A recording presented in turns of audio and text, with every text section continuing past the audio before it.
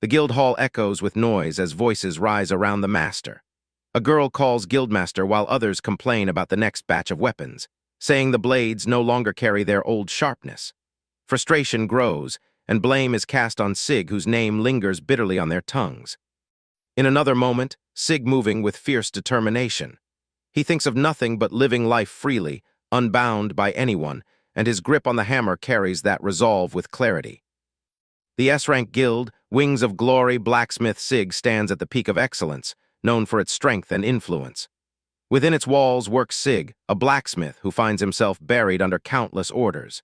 He appeals to the guildmaster, asking for the burden to be reconsidered, but the request is met with sharp dismissal, accused of whining for even daring to complain. Adventurers remind the smiths that their battles are fought with life on the line, while the craftsmen, working in safety, have no right to complain. The smiths, working without sleep, bear the unchanging weight of these accusations, yet their struggles are always overlooked. The guild's smithy is well known, supplying arms not only to its members but also to outsiders. Yet under Guildmaster Schmidt, unreasonable quotas are endlessly imposed. Even when the craftsmen reach their limits, his orders are forced upon them. Resigned to this weight, Sig decides to push through once again, promising to manage production for the month, though the cost is heavy. Still, he mutters to himself that no voice among the smiths is ever truly heard. Amidst this, he asks to forge a sword of his own. The thought surprises Schmidt, who reminds him of his earlier wish. With a weary breath, Sig explains that he joins under the previous master with the condition that he can craft using guild materials, and that a weapon tailored to its wielder can be more than just steel.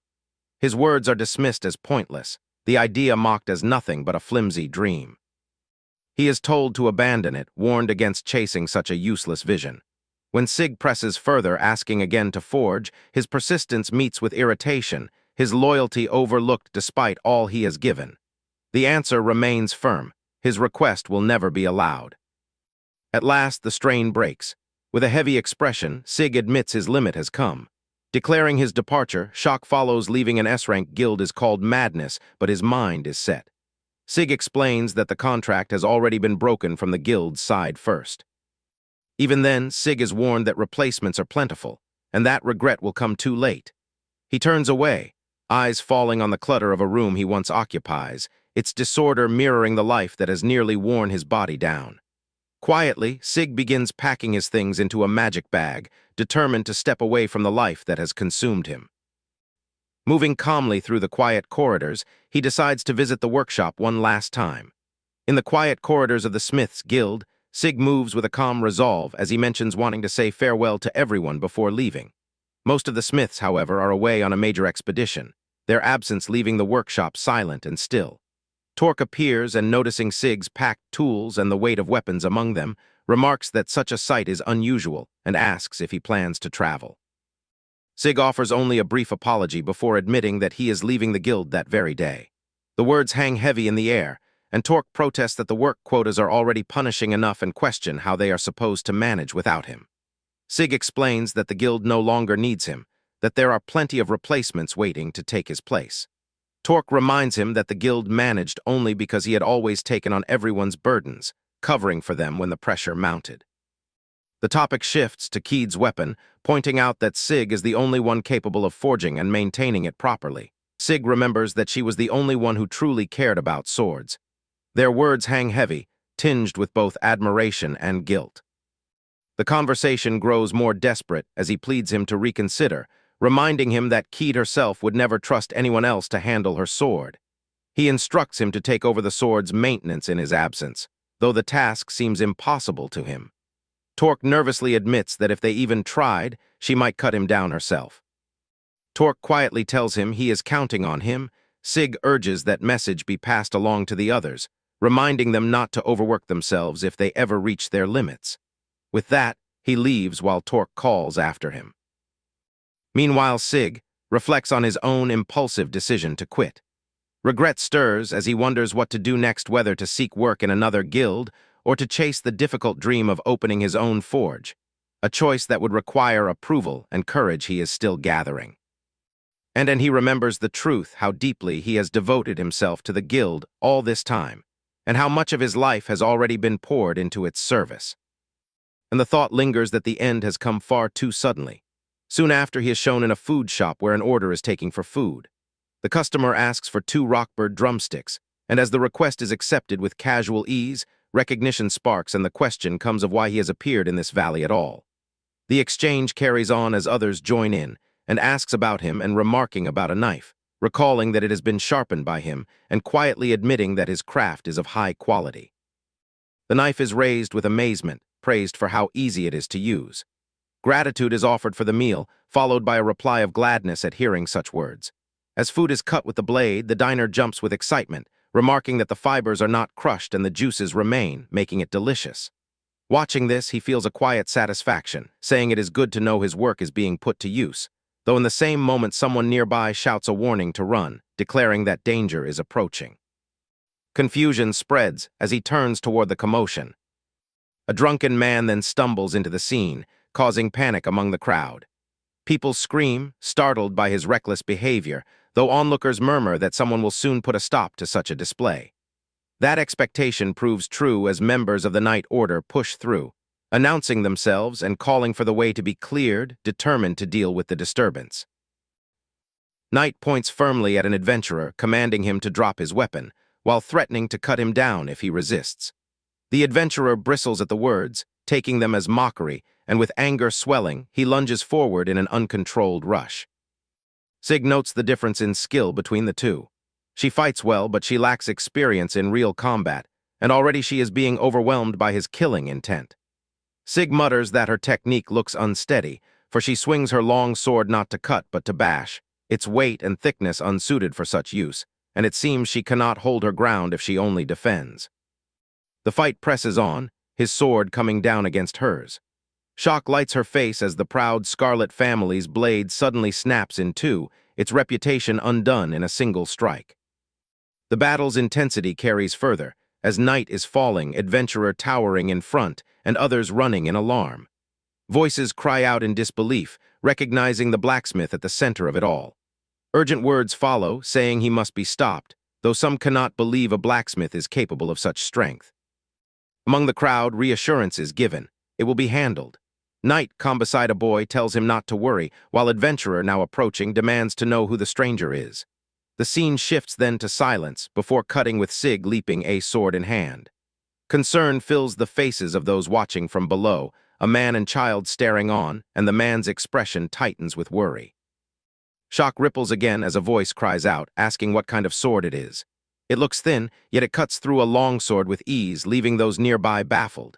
Sig's hand firm around the hilt declares that the blade now feels sound. Knight agrees in a trembling voice. But then he turns sharply toward the adventurer, warning that if the rampage continues, the next cut will fall upon him.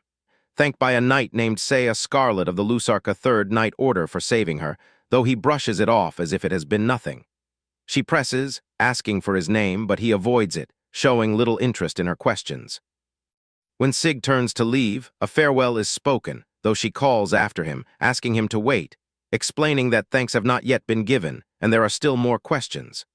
Watching from a distance, people mutter that the manager's words have been correct after all. Cutting a sword in half with one strike is no ordinary feat. Whispers spread about his identity, many not knowing who he truly is, until finally he is acknowledged aloud as a blacksmith skilled beyond doubt, though his recent actions make his ability feel even more unfathomable. Discussion shifts to the weapon itself, some insisting it is the sword that amazes them rather than the man. A question rises what is so special about him at all, wondering aloud whether someone else cannot simply take his place. But those who know better explain that he handles all outside requests alone, never speaks of himself, and that most around him truly know nothing about him at all. The truth, however, is different. Sig always studies the wielder before forging, not only with swords, but even knives and scissors, crafting each tool into a lifelong partner for its owner. To him, smithing means facing the one who will use the work of his hands. That is why, gripping a blade of his own making, he admits that it has been a long while since he last swung a sword. The one he holds now is unique, made just for him, and before completing it, he tests its usability to be certain. Swords are fragile against impact. He reflects, yet depending on wielder and blade, even a long sword can be cut down. His conviction runs deeper still. A blade polished to serve its wielder is beautiful above all. He admits openly that he loves swords, that he wants to forge them and live by making them, just as it has been in the past. His words carry across landscapes of mountains and forests, a path stretching before him. Memories come back of being told to imagine whose hand a sword will fit, how it will be swung, and with what power and range. That lesson is etched in him, shaping his resolve to forge a blade surpassing even his father's at that place. For smithing to him is never about weapons alone, but tools crafted to bring out the best in their owners. Sig decides to start a new workshop. A small village comes into view, clear waters running through it, a mine rich with materials, kind people, and none of the strict rules or customs of a guild. He believes he can keep going, that he can call this place home. And so begins the tale of a blacksmith who returns to the countryside, meets many companions, and whose name will echo into legend. At last, the story circles back to the village of memories, where the journey of forging and living. After a long journey, the village finally comes into view, and the thought rises of how much time has passed since last setting foot here. The carriage driver calls out with a light-hearted tone, letting him know they have arrived, and the sight before him feels deeply nostalgic. After departing from the trade city of Lusarka and traveling for a full month by horse-drawn carriage, Sig finally returns to Foca village, the place where he was born and raised. His steps take him through the streets until he stops before an old door and knocks. The door opens to reveal the village chief, Burrs, who peers out with surprise. Recognition dawns slowly, as Burrs exclaims how much Sig has grown, admitting he almost did not recognize him. The two soon sit together at a table, and the elder reacts in shock as he hears that Sig has left his guild. Sig explains that the guild's policies no longer fit him, that no matter how many requests he completed, more were piled on without end, and even the desire to forge katanas was denied.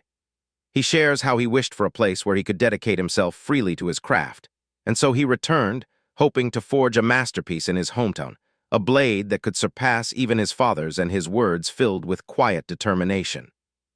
Burrs listens patiently, acknowledging that the countryside might not offer many who can truly appreciate such work. Yet Sig insists that if he can focus on blacksmithing and make a living from it, that is enough. Burrs notes the similarity between Sig and his father, reminding him that his family's home and workshop still remain.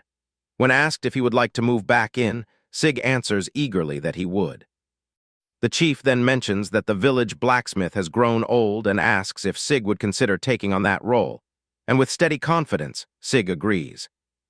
The chief remarks that everyone in the village will be delighted to have a blacksmith who once worked for an S-rank guild.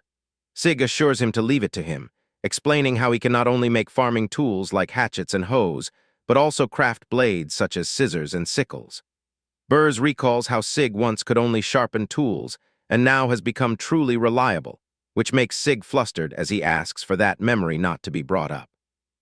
Later, he steps outside and gazes at the familiar structure of his family home, relieved to see it still standing. Sig walks toward the building, now surrounded by overgrown grass, and enters the quiet rooms. The kitchen greets him with its buckets and fireplace, and as he looks around, the smell of iron and charcoal awakens memories. He notices his father's katana missing and thinks that leaving it here would have been dangerous, but the space still carries the warmth of the past. Dust stirs and Sig coughs as he spreads his arms to steady himself, deciding that the place needs to be aired out. He surveys the furniture, finding everything just as it used to be, and recalls moments when even as a child he liked these things, though they once earned him scoldings. Smiling faintly at the memory, he gathers his resolve and prepares to begin anew. Outside, water splashes as he starts cleaning, pleased to see the dirt coming off well. Sig carries a bag outside, thinking it is best to take it away for the time being, yet as he steps out of the building, uncertainty shows on his face. His gaze shifts to the forest ahead, where two girls stand together. He notices how much they resemble each other and wonders if they are sisters, observing the quiet caution in their eyes. When he greets them and introduces himself, explaining that he has returned after 15 years with the approval of village chief Burrs. The two girls, still holding hands, watch him attentively, their bond clear even in silence. One of them soon speaks, recalling that they saw him earlier at the village chief's house, and explains that they came only to greet him. She introduces herself as Liliana and points out her younger sister Atra, telling him that the two of them spend their days farming and hunting near the village. Hearing this, Sig reacts with surprise, and Liliana clarifies that she mostly works on the farm with her mother while still learning the basics of hunting. He praises her abilities at such a young age, finding her efforts remarkable. His thoughts briefly drift to the idea of hunting itself, though his attention soon returns to the task at hand. Sig comments on the heavy cleaning work before him, and Liliana offers to help. He hesitates, asking if it is truly fine for her to do so, but she assures him it is their day off and no trouble at all. Relieved, he accepts the offer, though Atra quickly insists that she too can manage the task and declares her willingness to help. They all begin the work together, and Sig explains that the task is not as heavy as it looks since it only involves a magic circle that gathers dust. The sight of it amazes Atra, who reacts in wonder at such magic.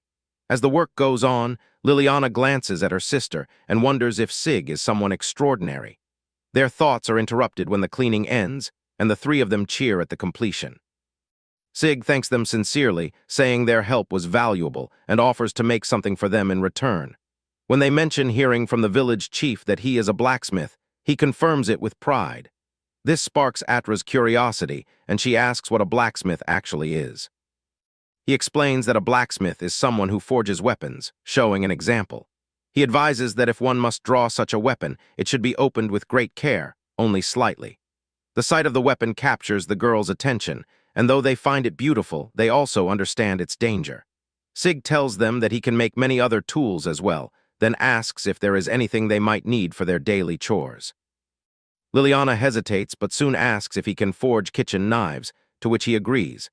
Atra grows excited and requests a knife like her sister's, eager to help her in the kitchen. Liliana is surprised by her sister's sudden wish, but Atra explains that she often sees her struggle with the household knife and wants to ease that burden. Sig finds her sincerity admirable and agrees to the request. He notices, however, that the knives at their home are too large, meant for adults, and therefore not easy for Atra to handle. Liliana worries a knife might be too difficult or unsafe, and he admits it could indeed be hard to use. Still, Atra insists, and Sig assures them it is no problem, offering to craft 2 knives and deliver them once they are ready, treating them as housewarming gifts. Both girls thank him warmly before taking their leave. Later that evening, as darkness falls, Sig feels drained from moving and cleaning all day. He considers resting, but instead begins to prepare his tools. Without realizing it, his hands move as if by instinct, and he notices how naturally he has fallen into the work. He pauses in surprise at his own actions. Though his body is exhausted from several nights without proper rest, he reflects that ever since arriving here, he cannot help but recall the joy he once felt in creating. Accepting that he cannot fight his own nature, he decides to use the materials he has brought with him. Sig recalls how every blacksmith follows a unique method, and explains that his own involves combining magic with the craft to increase efficiency. Though some craftsmen dislike such an approach, it was essential at the guild where time was always short, and through that method, his skills advanced quickly. Sig begins heating the steel to around 800 degrees, using borax and iron oxide before welding it to the base metal. With repeated hammering, the steel fuses with the base, and once the bond is firm, he stretches the material into the shape of a knife. The heat and effort make the work intense, yet he continues steadily, watching his progress with focus.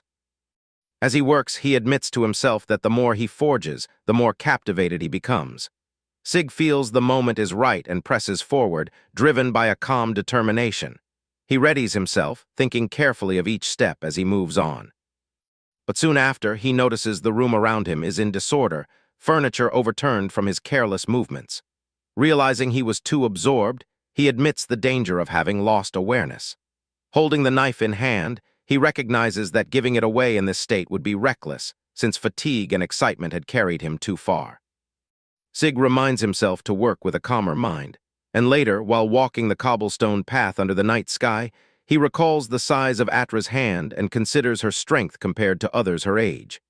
For safety, he decides a sheath must be added. Meanwhile, conversations stir elsewhere in the city, as adventurers speak in concern about the quality of weapons supplied by the guild. They grumble that the standard has fallen greatly. Next day he reaches at Liliana's house, and a woman opens the door looks at Sig with curiosity, asking if he is the katana blacksmith who has just moved into the village, and when he confirms, her eyes widen in realization. This woman is Cynthia, the mother of Liliana and Atra, who greets him warmly and introduces herself. Sig politely returns the greeting, and she mentions that her daughters are excited about the kitchen knives he promised to make. Sig explains that the knives are already finished, though his words trail as his attention is drawn briefly to knives nearby. When Cynthia hears this, she is surprised that he could have completed the work in only a single night, and when she looks at the knives, she remains astonished. Just then, Liliana and Atra arrive, and Sig greets them, explaining that he has come to deliver their knives and invites them to test them out. The girls brighten immediately with delight. In the kitchen, the new blades gleam under the light, so beautiful that the girls admit they are mesmerized by their sharpness and elegance. Cynthia suggests they try cutting a daikon radish to see the results, and Atra eagerly volunteers. She grips the knife with excitement, but when she presses down, Sig quickly warns that she is using too much force. She looks back, startled, while the rhythm of practice continues. He steadies her by showing how to let the weight of her hand guide the blade, and the knife slides through cleanly, leaving them all marveling at the result. The cut is smooth, and the sharpness is remarkable, though Sig explains that he tried to restrain the edge to keep it safe. When Sig asks how it feels to use, both girls answer with joy, saying it is perfect. Still, they wonder how he managed to craft such precision without ever measuring their hands. He calmly reveals that he had measured subtly when they first greeted each other and held hands, leaving them surprised at his quiet observation. Sig explains further that as a blacksmith, he reads more than just hand size through a handshake. He can gauge body structure, muscle strength, and dominant side, all through years of experience.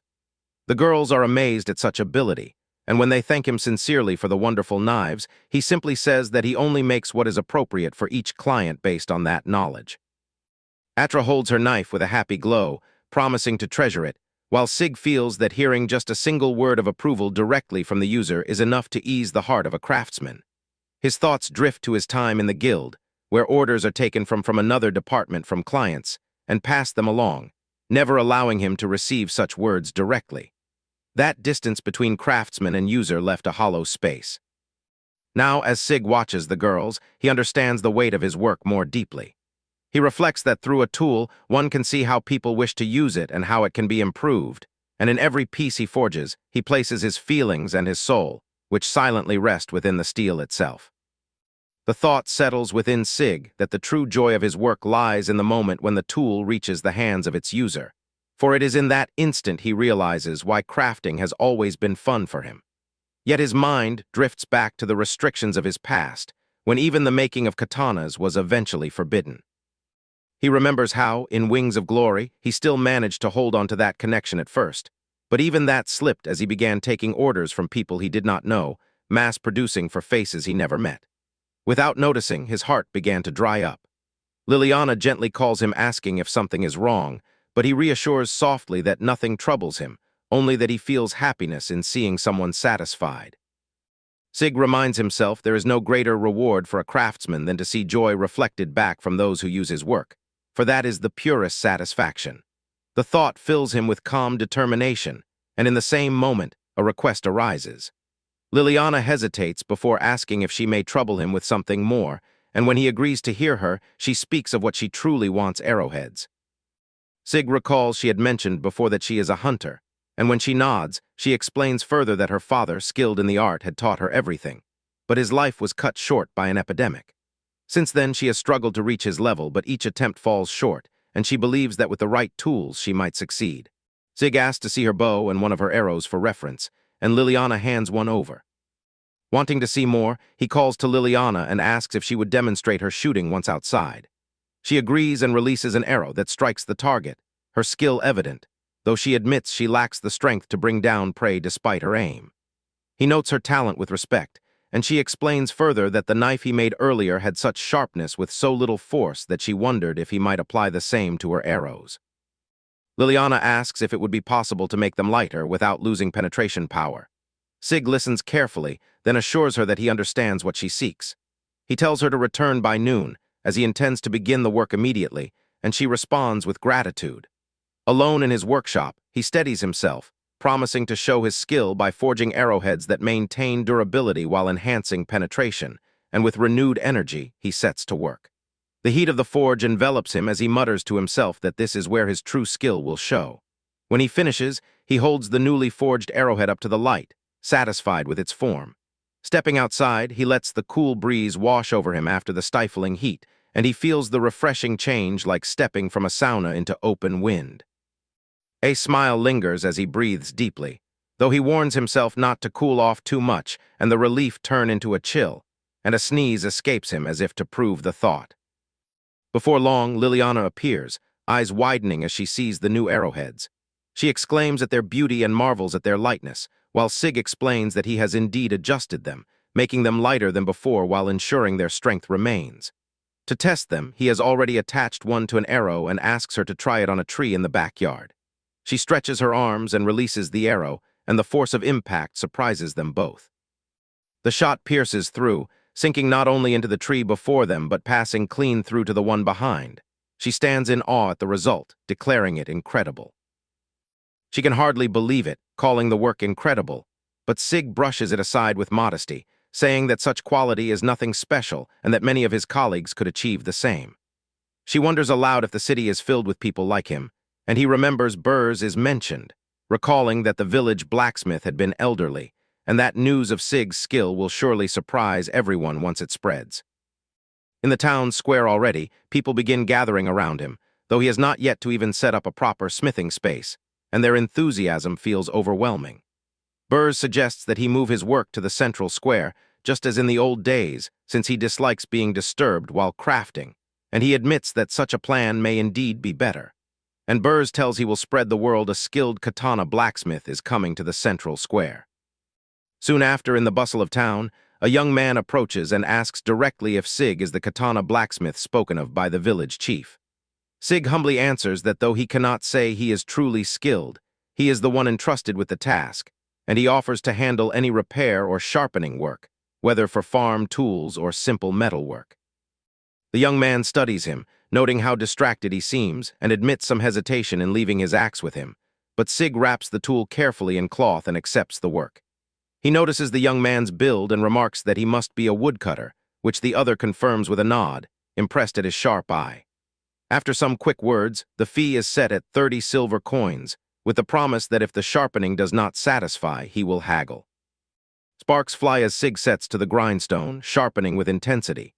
Curious onlookers murmur at the sight, some surprised by the heat of his focus, others questioning if such intensity is safe, to which Sig calmly assures that it is fine. He continues steadily, reminding himself that the axe is thick enough to handle the process, and that his only task is to bring out its edge. Whispers rise among the crowd about how even in the countryside, people have an eye for judging true skill, yet Sig ignores the noise, concentrating only on the work before him. The final strokes come, and at last he lifts the axe and returns it. The woodcutter tests it instantly, marveling at how beautiful and sharp it has become, though the moment nearly turns dangerous as the axe cuts through with alarming ease, too sharp for casual handling.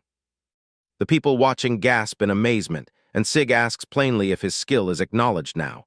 The response comes quickly. No one who sees this could deny his craft. Excitement spreads, and the crowd begins calling out, asking him to sharpen their axes, their kitchen knives, their farming blades, each voice rising one over another. Sig raises a hand and agrees, asking them to form a line. He looks over the many well-used tools being brought forward, each carrying the marks of long use and care, and he finds reward in knowing such items are entrusted to him. Meanwhile, in a distant city, the atmosphere of the Wings of Glory Guild is formal and grand. The guild master, Schmidt, welcomes a distinguished visitor, a woman in knightly attire named Saya from the Lusarka Third Knight Order.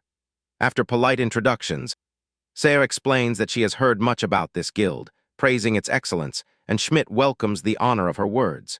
Yet Saya reveals that her true reason for visiting is to meet someone in particular.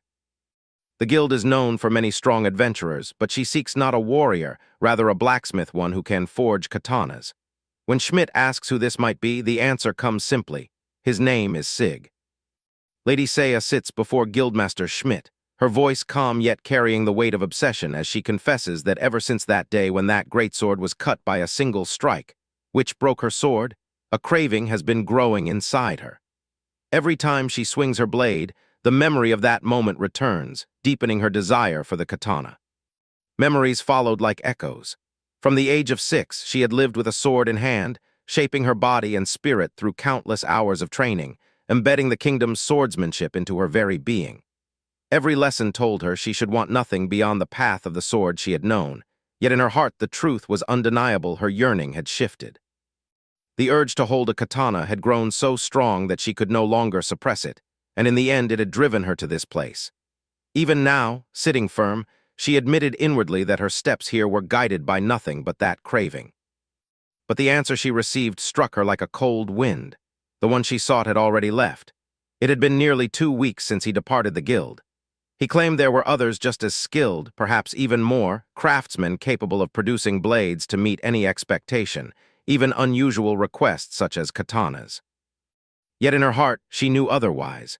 She could sense how rare true mastery was, and she remembered the love for katanas she had once glimpsed in his work.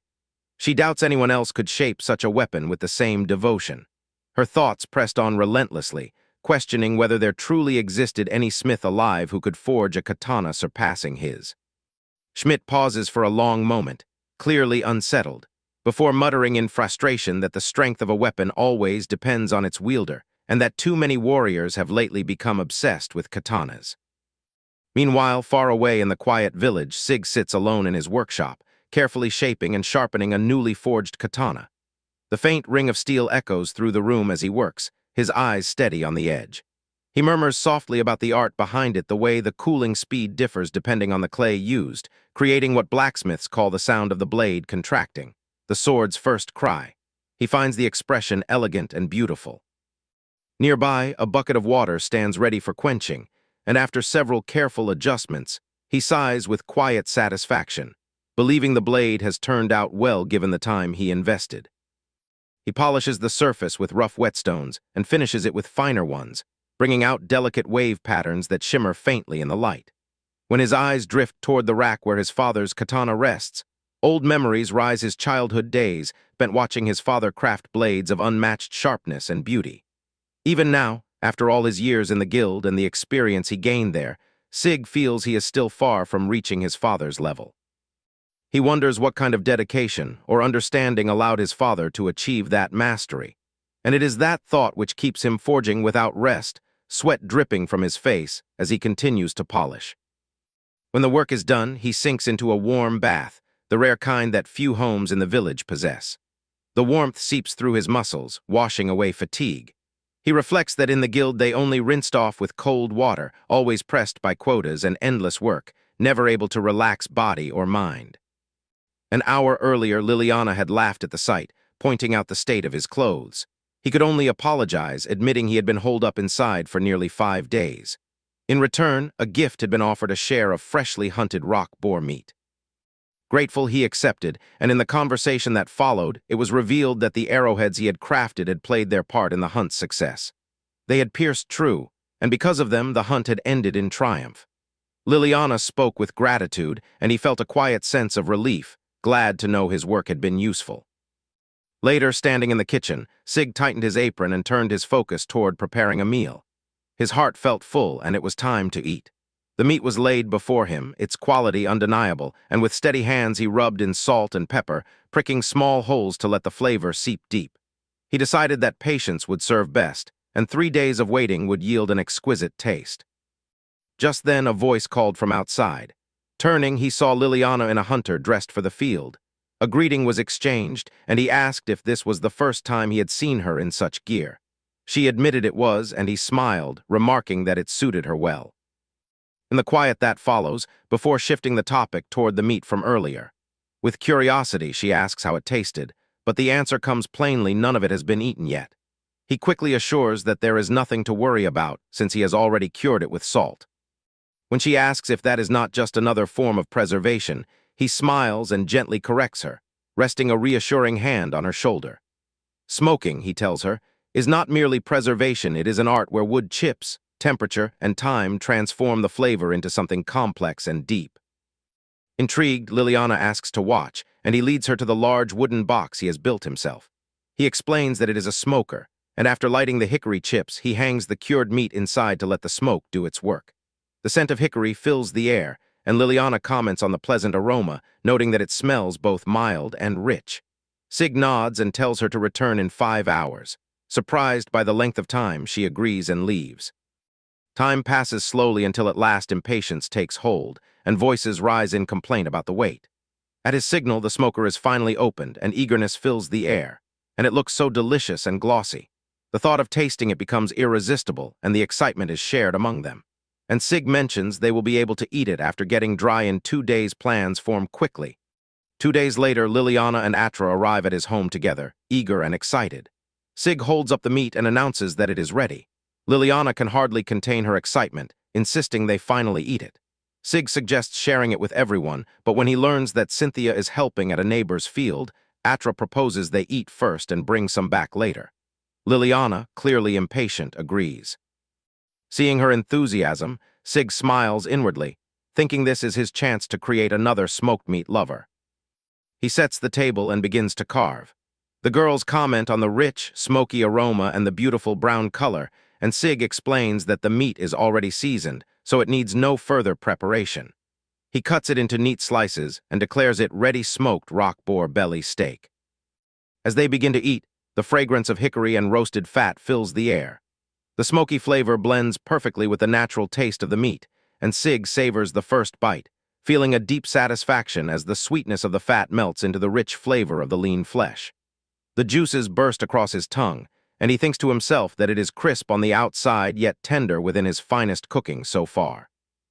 Liliana and Atra cannot stop praising it, saying that they never imagined the same meat could become this delicious. Sig reminds her that smoked meat is not just preserved food, and Liliana laughs, admitting that she cannot stop eating. Watching their joy, Sig feels the exhaustion from his long hours of work fade away. He recalls how pairing smoked meat with alcohol used to be his quiet reward after endless guild shifts, but now, sharing it with others feels even more fulfilling. When the girls ask for more, he happily grills another batch. After a while, Liliana looks at him thoughtfully and asks what he plans to do with the weapons he forges. Sig admits honestly that he has not thought about what comes next. For him, being able to craft freely has been enough, but now that he has left the guild, he wonders how others might value his katanas. Liliana points out that no one in the village uses katanas and suggests he come with them to Umbert, where they regularly sell their produce at the market. Atra adds that they could even sell his smoked meat there. At first, Sig seems unsure, remembering Umbert as a small town, but Liliana tells him it has changed. It is now the most bustling trade town in the region. He realizes that he has not visited in nearly 15 years and becomes curious to see it again. When Liliana mentions that they plan to leave in 2 days, he thinks about it carefully. The idea of selling the things he loves to make, of living quietly and earning from his craft, feels right. He agrees to join them, saying he will be in their care. They warn him that monsters often appear on the route, but he reassures them that he will be fine. Atra eagerly asks if she can rely on him, and he laughs, saying that while he can handle himself, they should not depend on him too much. He is, after all, just a katana blacksmith. Liliana thanks him, saying his presence will make the journey much safer, and Atra cheerfully declares she will tell their mother. 2 days later, they gather early in the morning, ready to depart. Sig greets Cynthia politely, and Liliana, noticing he carries no luggage, asks about his belongings. He smiles and lifts a small pouch, revealing that it is a magic bag. When she stares in surprise, he points toward the cart and demonstrates, placing it inside the pouch with ease. The 2 girls stare in amazement, and Sig chuckles, asking if they are ready to go. Liliana jokes that their journey with the cart feels more like a picnic. The day is bright, their spirits high until the wind shifts, and from the trees ahead, a low growl echoes. A monster emerges onto the path, blocking their way, and their cheerful journey turns tense in an instant.